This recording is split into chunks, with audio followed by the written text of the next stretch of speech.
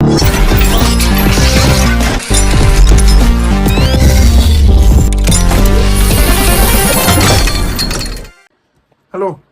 welcome to the Counter Press. Today's edition. My name again is still Fiifi-Manfred. This is the Counter Press on YouTube. Fiifi-Manfred on YouTube. Thank you for your support. And like I always say, do all to like, subscribe, and share. Subscription very very important, but most importantly, is turning on the notification bell and then choosing all. It's very very important. So, good news, bad news. So after spending close to about £1 billion, Chelsea still needs to go and get some attackers. And yesterday, in the post-match press conference of Mauricio Pochettino, he did opine that after Chukwuemeka's injury, most likely Chelsea need to get an attacker. And if you look at the injury that Chukwuemeka had from the first round, look at the traveling injury, and most likely after test later today, they are going to confirm that there's some form of a muscle injury, a muscle tear, ligament tear. I hope it's not a ligament tear, because ligament injuries are take a very long time, like ACLs, arterial cruciate ligaments, take a very long time to heal. So I hope it's not an arterial cruciate ligament, but it was a traveling one. There was a tackle. He twisted the leg under the opponent's neck, and that he had to walk off. In fact, after the game, there are reports that he walked out of the London Olympic Stadium in crutches. Not so much of a good news, but it can also be precautionary. But in that post-match press conference, Mauricio Pochettino did say that Chelsea are still looking in the market to get an attacker. Now, we've had this conversation several times. Why do Chelsea need an attacker? What are the kind of attackers that Chelsea need? Why Mohamed Kudus did not go through? We'll go through it. But then, for purpose of context, Chelsea had a second striker in Christopher Nkunku. Nkunku played right behind Nicolas Jackson. Now, if you look at the game against Liverpool, Nicolas Jackson played very well, but was most of the times of the game isolated. In the game against West Ham, because they played most of the times in a low block and sometimes deeper in their own half, Jackson could drop into the middle of the park to combine and help the team. In fact, that goal that was scored by Chukwuemeka before he walked off injury, there was a combination between himself, Chilwell, and Kane himself, and then of course Sterling, that led to that goal. Very, very important player in the half spaces. Now, if you ask yourself, why is it that Chelsea need attackers? Chelsea doesn't necessarily need people who score goals. They need people who occupy the half spaces. If you look at how Chelsea played against West Ham United, Chelsea essentially were in a 3-1-6 formation. I mean, one, to sort of stretch West Ham United, and also to have enough players in the half spaces to pull players out of their block. Yes, it's an elite structure, but it didn't get a job done because of implementation, in my own opinion. Implementation wasn't up to the level that you need to break down a stubborn side like West Ham United. Even when they had gone down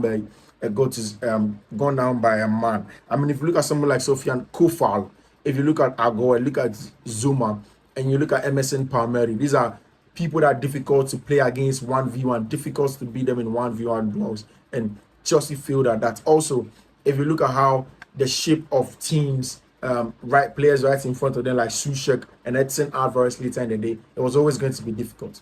Now Chelsea are back into the market looking for an attacker, somebody that can play on the right hand side as a winger, but can also come inverted. Very important. If you look at how Raheem Sterling played a lot of the times yesterday and even the game against Liverpool, he started from the right hand side, but always played inverted and cut in onto that left foot to dribble and wriggle his way through to make use of space. That also afforded some space for Nicolas Jackson to run into. So that's what Chelsea do want. The names that had come up initially were Ryan Cherky, Mohamed Kudus, Michael Olise. We know what has happened to Michael Olise. He signed a contract extension at Crystal Palace. He is not coming to Chelsea Football Club. Chelsea are back in the market for somebody. And you see, there's a twist and it is breaking.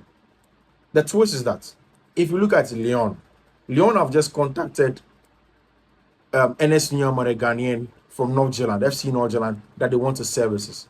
It seems to me that he's a similar profile to Barcola and then Ryan Cherky. In this, I have a feeling that Lyon are possibly bracing themselves to lose one of these profiles, and Chelsea have probably contacted them. Chelsea needs such an attacker. Yes, Mauricio Pochettino also did say that he doesn't want somebody cast in the frame of Armando Broja, because if you buy something like Armando Broja, then you halt the development of Armando Broja. So he would want to wait for Broja to get fully fit and reinstated into the team.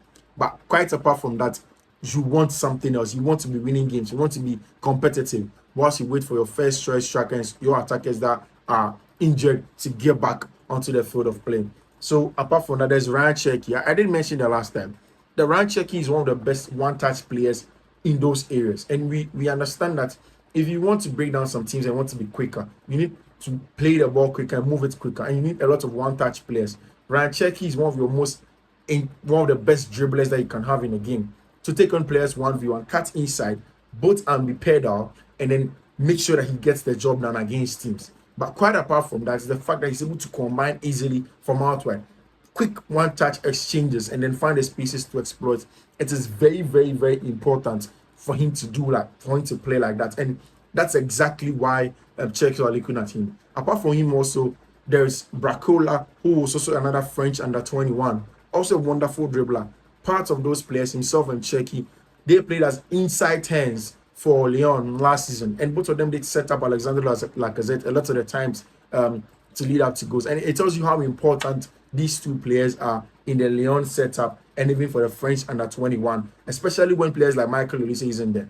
Chelsea are still interested in Michael Olise. They would want to see if they can get the Michael Olise deal done.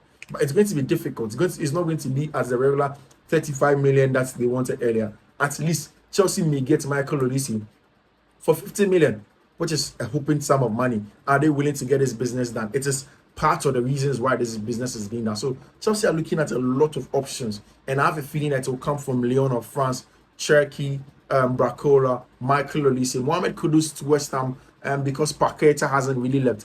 That deal is in the balance as it stands now, and Kudus will seek to move. Are Chelsea willing to go and get Mohamed Kudus? In fact, per my sources, the last time Kudus heard from Chelsea was about 2 weeks ago. They've not really heard from him again. They don't seem to be too much enthused about him, especially giving them of players on their treatment table. They don't want to have a lot more players over there. It's a big issue at Chelsea Football Club, but that's it. Chelsea wants such players. But just before we go on, do also subscribe, like, and share. Thank you very much for choosing Fiifi-Manfred on YouTube. Now, this is a much more passionate take, and it's a take about Mason Greenwood. So personally, when people go through things that they go through, which are faults of theirs, we all saw the videos on what's not on social media. 100% Mason looked like he did things wrong. My problem is this: the club looked like, based on the fact that the lady in question had pulled out the deal from the Greater Manchester City Police, that he doesn't want to pursue the case again. They wanted to forgive him. They sort of did a groundwork to see what the public outcry will be or not if they reinstated Mason Greenwood. Of course, there were reports that people at Manchester United, some members of the non-playing staff, feels that they didn't want Mason Greenwood in there because it doesn't. Maybe he has put the name of Manchester United into disrepute, and if he's guilty, then that's what he did. But really, Manchester United have come out with a statement saying that Mason Greenwood isn't at fault, he isn't guilty, but yet they want him to leave. That is shambolic. That is one of the worst statements I've seen. They wanted somebody to take the fall, but it definitely wasn't going to be them. Manchester United knew that somebody had to take the fall. They couldn't be the club to take the fall for a player that they think that is one of the best at his age, and somebody that in their own internal investigation exonerated. Hence, Mason has to be his own collateral damage, and he has to take the fall for everything that he has done or hasn't done according to Manchester United. But essentially, I just think Mason should take it on the chin. Take one. I think internal fools like this is an opportunity to reinvent himself elsewhere and then come back stronger. But most importantly, I hope he learns his lessons, because it's tough. It's even tougher when the job you do is in the public domain. He really needs to take care of himself, take care of his family. Now that he's with his lady and we have a child, it's a big deal. Like the statement earlier said, he's a young man, he has a child, he has learned his lessons, but then United were just not ready to take the fall. They just were not ready to take the fall. They weren't ready to stand up for him. They kowtowed to every other thing that was going on outside. They said, you know what, you'd have to fight this yourself. We want to protect the club's image. We want to protect the club's brand outside. In the article. So sorry for Greenwood, but life will go on for Manchester United. Essentially, life will go on for him too. He just had to learn his lessons. Yeah, thank you. It was another exciting edition on the Counter Press. I'm excited that I had you here. Thank you very much for choosing me, Fiifi-Manfred on YouTube. I will see you soon. For then, do like, subscribe, and share. Turn on the notification button. I'll see you. Bye.